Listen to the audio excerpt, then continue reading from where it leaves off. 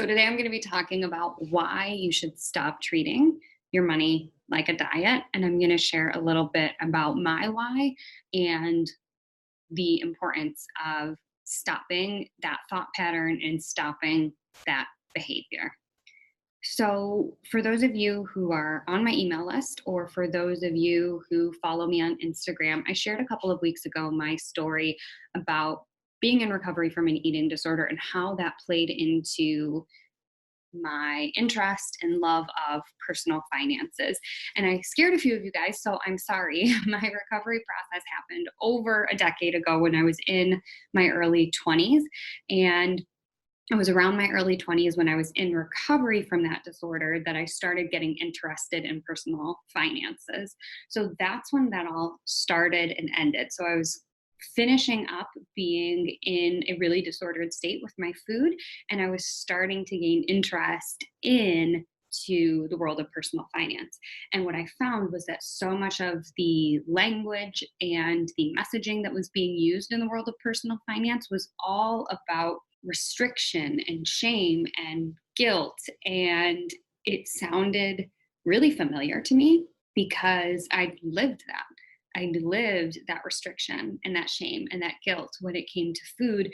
And so I could see and hear those things happening again in the world of personal finance. And that's why I'm so passionate about when I talk to couples and individuals about money, making sure that they aren't coming from a place of restriction and are coming from a place of empowerment and abundance.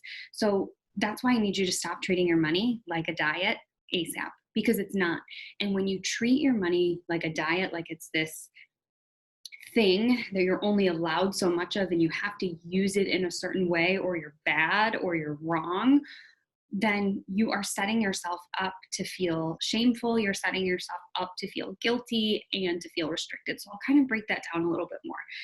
So in the food world, in the diet culture, we are told we're only allowed to eat certain foods. Only certain foods are good, certain foods are bad, certain foods are on limits, and certain foods are off limits. And that same type of shame and restriction happens in the personal finance space too. It sounds like if you want to be good with money, you have to track everything down to the penny. If you want to be good with money, you have to eliminate all debt. If you want to be good with money, you can't buy a latte or your avocado toast. And what that does is it sets up these really black and white rules about what you are and aren't allowed to do when it comes to your money. And as humans, when we are given these restrictions, it can feel really suffocating. It can feel really unsustainable. It can feel awful, quite frankly. And what tends to happen is we adhere to these rules really strictly, really closely for a period of time. And then what happens? It stops becoming sustainable. It stops working. And so then we purge or we fall off the wagon, right? So when it comes to food, that means instead of eating that slice of cake, I eat the whole fucking cake. And when it comes to money, well, I blew my budget on clothes, so I'm just going to go to Banana Republic and buy everything that's on sale. Then what happens after that purge? Then we feel guilty. Oh my God, I'm such a bad dieter. I'm such a bad budgeter. And that means that because I made this terrible mistake, I'm going to restrict even more to make up for this other type of behavior that was bad. And we know how that works. It doesn't work when it comes to diets, and it certainly doesn't work when it comes to your money. So stop treating your money like a diet. So that's that binge purge cycle that can happen with food. It can happen with money. So that's why I don't want anybody that I work with to come to me and say things like, well, I tried budgeting, but I fell off the wagon. It just doesn't work like that. We have to be more intuitive. And a friend of mine recently said, and Monica, if you're out there, I'm shouting you out, said something so kind to me, which was like, you're kind of like an intuitive eating coach, but for people when it comes to their money. And that really resonated with me because intuitive eating is about checking in with your body and checking in with your mind. And what does my body need and want? And how can I honor what my body's needs and wants are in order to get the nutrients and the energy and the taste that my body and mind are craving. And that is my approach when it comes to money. Yes, you do have to have a guideline when it comes to your money. I don't believe in just manifesting things and everything's going to come. You can and should be manifesting and should be practicing abundance, but you have to do the work too. So when it comes to how does this work for intuitive spending, it's checking in with, how am I spending my money? How am I saving my money? How am I investing my money? And are those things in align with my values and in alignment with my intuition? And if so, then you're in really good shape. If you value sustainability, but you're going out to take out every night, guess what? You're actually not spending in line with your values. Because what happens if you value sustainability and you're getting takeout all the time, then you are bringing more waste into the world. And as a person who values sustainability, bringing more waste into the world probably doesn't feel very good to you. So that is why it's so important to be checking into your intuition and into your body and into your mind when you're spending, saving, and investing your money. For me, I like spending my money in a different way than you do, as it should be, because we're different people. For me, I really like spending my discretionary money on self-care. I like to go to the spa and get a facial every month, and that feels really good to me. And for you, that discretionary income might feel really good to take on a shopping spree. That might feel really good for you.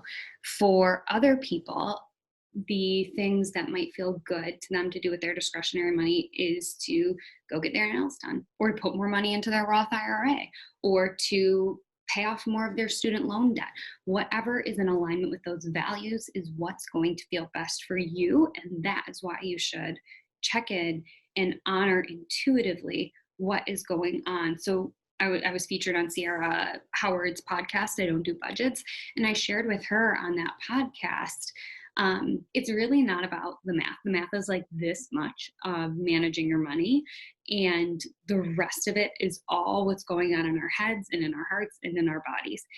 I'm not a math person. I failed college algebra, like entry-level college algebra, and I do this for a living because the type of math that you need in order to create and adhere to a version of a spending plan is rudimentary at best and easily Googleable at worst.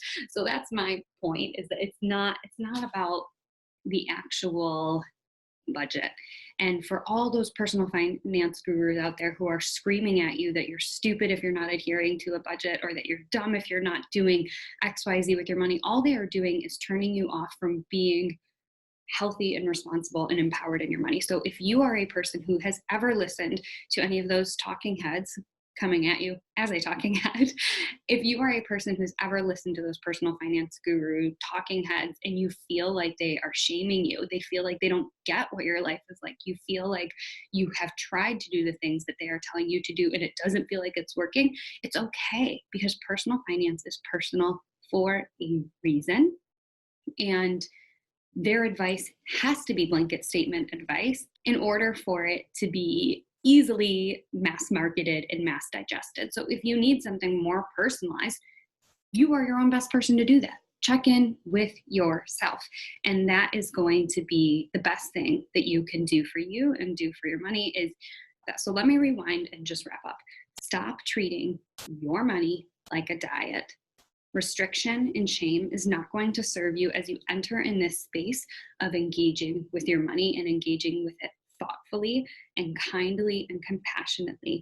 And if you want some more help, if you want some time to dig in, then I have a new book coming out in about 3 months, depending on when it hits the printers. It's a workbook that helps you to kind of dig through all the things stuck in your head and stuck in your heart that are preventing you from engaging in your money. I'm not anti-budget. I call it a spending plan because that feels better for me, but I have to use the word budget when I'm talking to people because people go, what the heck is a spending plan? But yeah, I don't believe in not managing your money. That's not what I'm saying at all. I'm saying manage it well, manage it responsibly, but manage it in a way that feels good for you. And what feels good for me and what feels good for you could be very different, right? So for somebody, security and safety, managing their money means having a big stack of cash in their checking account. For somebody else, it might mean investing heavily in real estate. And who am I to say whether having more money in checking or in real estate is a better choice for that person?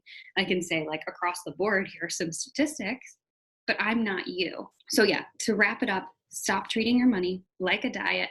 Grab my workbook. It's called The Financial Anxiety Solution. Of the 10 chapters in there, 9 of them are about your thoughts and your feelings and your behaviors, and only one of them is actually about money. And that represents the way in which I interact with money and I teach my clients to interact with money. So thank you for popping on and staying tuned for my rant, and have a wonderful, wonderful rest of your day.